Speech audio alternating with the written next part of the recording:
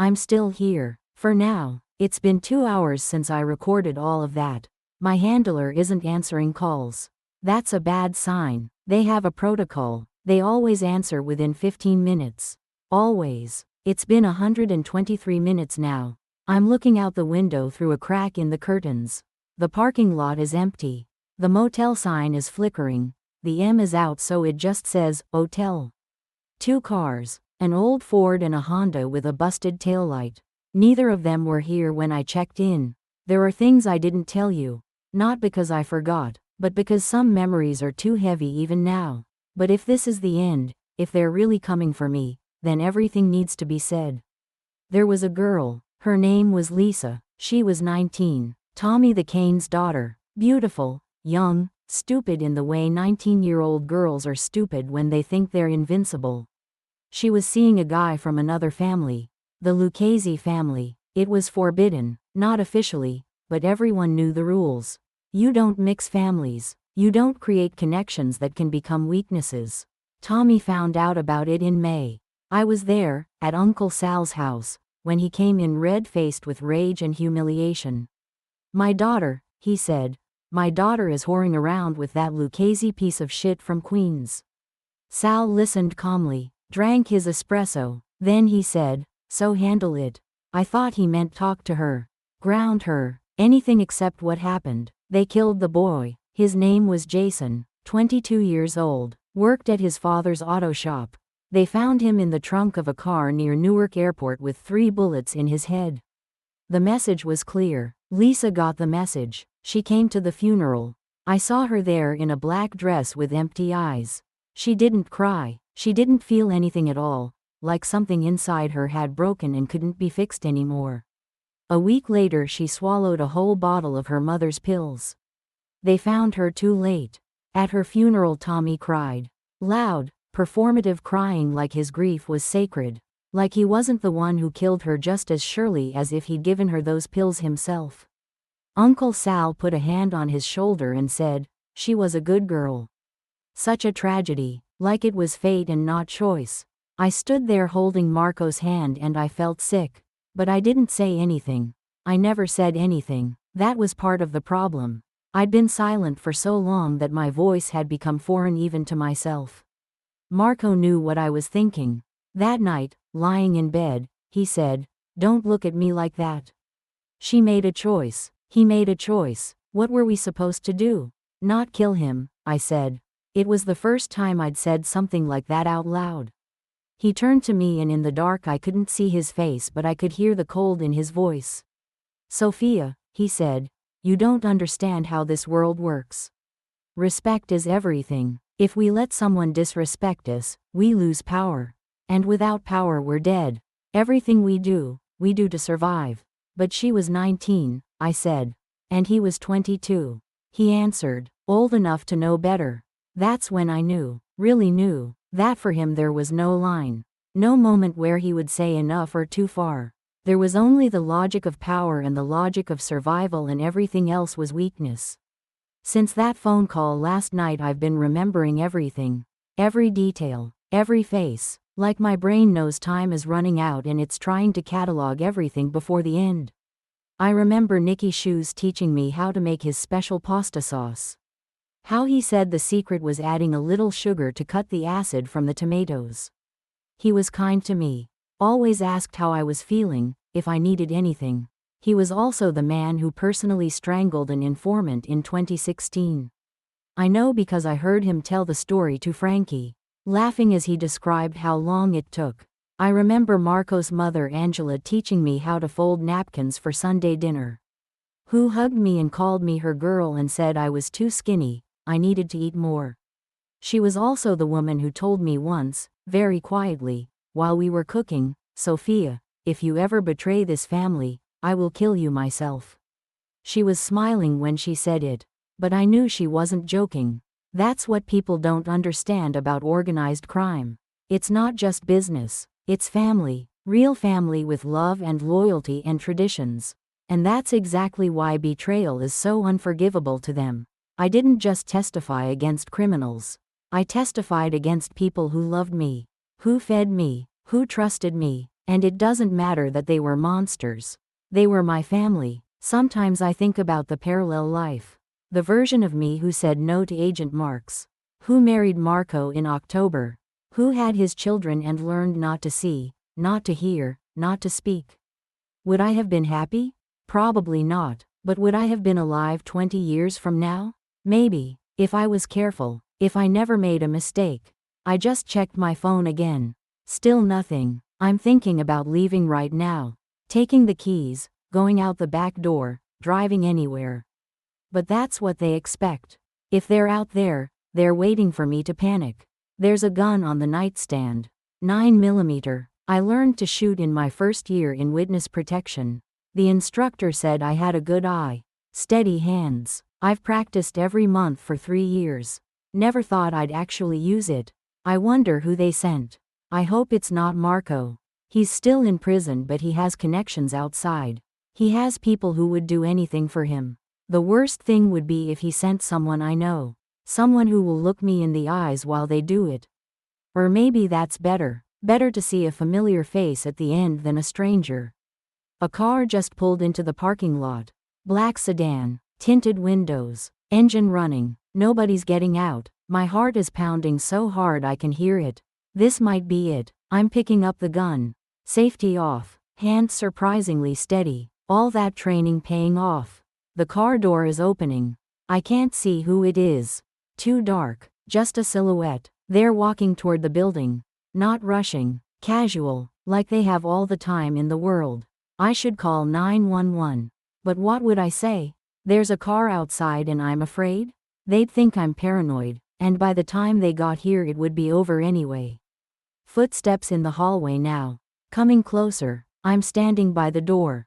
Gun raised. Waiting. The footsteps stop. Right outside my room. Silence. Then a knock. 3 times. Slow and deliberate. A voice. Muffled through the door. Sophia, open up. It's me. I know that voice. It's Frankie. Marco's cousin Frankie, who got 15 years.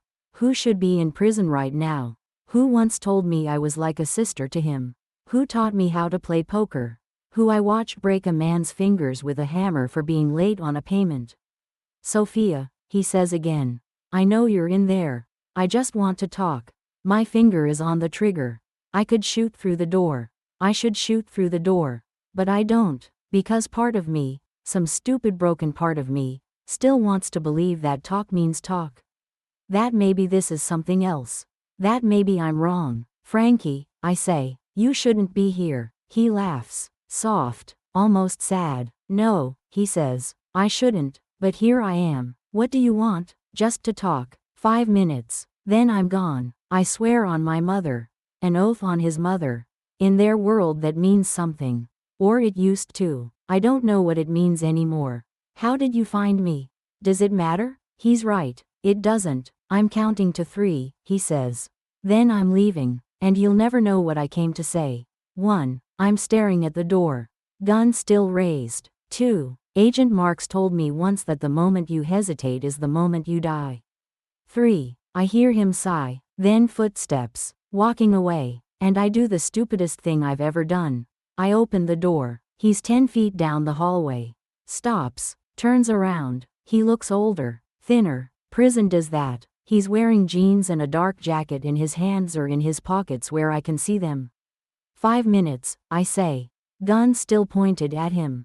He nods, walks back slowly, stops at the threshold. Can I come in? Stay in the hallway. Fair enough. We stand there, me inside the room, him outside, gun between us. You look good, he says. Different, but good. I don't say anything. They let me out early, he continues. Good behavior. Can you believe that? Me, good behavior. His smile doesn't reach his eyes. What do you want, Frankie? He's quiet for a long time. Then he says, Marco asked me to find you. My blood goes cold, but I'm not here for him. Then why are you here? Because I need you to understand something. What you did, it destroyed everything. You know that, right? The family is done. Finished. Uncle Sal dead. Marco locked up for life probably. Tommy, Dominic, Nikki, all of them. Gone. Because of you. I know, I whisper. Good. He nods. You should know. You should carry that. But here's the thing, Sophia. Here's what I came to tell you. Some of us, we get it. We understand why you did it. We might not forgive you. But we understand. I don't believe you. You don't have to. But it's true. You think you're the only one who was afraid. You think you're the only one who wanted out. The difference is you had the balls to actually do it. So what? You came here to congratulate me? No. I came here to warn you. About what? Marcos getting out. That's impossible. He got 28 years. Appeal. New evidence. Some technicality his lawyer found. I don't know the details. But I know he's getting a new trial. And his lawyer thinks he can get it down to 10 years with time served. He could be out in 3 years. Yeah. And then what? Frankie looks at me. Really looks at me. And I see something in his face I've never seen before. Pity. Then he's coming for you, Sophia. Not because of business. Not because of respect. Because of what you took from him. You didn't just take his freedom. You took his future, his family, his name. And Marco, he's not the kind of man who forgives that. So why are you telling me this? Because, he says quietly, I loved you too. Like a sister. And I figure you deserve a head start. Tears are running down my face now. I don't even realize I'm crying until I taste salt. 3 years, I say. Maybe less, maybe more, but it's coming, so you need to disappear. Really disappear, not witness protection. That's compromised. That's how I found you. You need to go somewhere they'll never look. Somewhere you can become someone else completely. How did you find me? He smiles sadly. There's always someone who can be bought, Sophia. Always. Even in the FBI. Jesus, I'm sorry. I really am. But that's the world. That's always been the world. Why are you helping me? He shrugs. Maybe I'm tired. Maybe I don't want any more blood. Maybe I just want one person from the old days to make it out alive. Take your pick. If Marco finds out you warned me. He won't. As far as anyone knows, I tried to find you and failed. I came to this motel, asked around, nothing. You were already gone. I lower the gun. Finally. Thank you, I whisper. Don't thank me. Just run. And this time, don't stop running. He turns to leave, then stops. Hey Sophia? Yeah? For what it's worth, I hope you find something. Peace, happiness, whatever. You deserve that much. Then he's gone. Walking down the hallway, down the stairs. I hear the car start. Drive away. I stand there for a long time. Then I pack. Everything fits in one bag. It always has. I leave the gun on the nightstand. I won't need it. If they find me, a gun won't save me anyway. I drive for 4 hours. Ditch the car in a Walmart parking lot. Buy a bus ticket with cash to a random city. Change buses twice. End up in a town I've never heard of in the middle of nowhere. I find a motel. Different from the last one but exactly the same. And I start over. Again. New name. New life. New fear. But this time I know the clock is ticking. 3 years. Maybe less. 3 years to become someone Marco can never find. 3 years to learn how to disappear so completely that I stop existing. 3 years before the family that swore to kill me gets their chance. The funny thing is, I'm not afraid anymore. Not really. Fear is exhausting, and I've been afraid for so long that I don't have the energy for it anymore. What I feel now is resignation. Acceptance. This is my life. This is what I chose when I chose to survive. An endless series of motel rooms and bus stations and false names. Always looking over my shoulder. Always waiting for the knock on the door. Some people say that living is better than dying. I used to believe that. Now I'm not so sure. Because this isn't living. This is just not dying. And I'm starting to think there might be a difference. But I keep going. Because that's what you do. You survive because the alternative is unthinkable. You run because stopping means the end. And maybe, somewhere in the back of my mind, I still have hope. Hope that Marco will forget. Hope that 3 years will turn into 5 will turn into 10. Hope that one day I'll wake up and realize I'm safe. But hope is dangerous. Hope is what gets you killed. So instead I just move. One day at a time. One town at a time. One name at a time. The woman who was Sophia is gone. She died the day she walked into that courtroom and told the truth. What's left is something else. Someone else. A ghost haunting her own life. Running from shadows that may or may not be real. And if they find me, when they find me, at least I'll know I tried. At least I'll know I didn't go quietly. At least I'll know that for a brief moment, I was free. Even if freedom looks a lot like prison. Even if survival feels a lot like death. Even if the family that swore to kill me is the last family I'll ever have. This is my confession, my testimony, my last words before I disappear again into the nothing I've become. My name was Sophia Benedetti. I fell in love with a monster. I became a ghost, and I'm still running, always running, until the day I can't run anymore.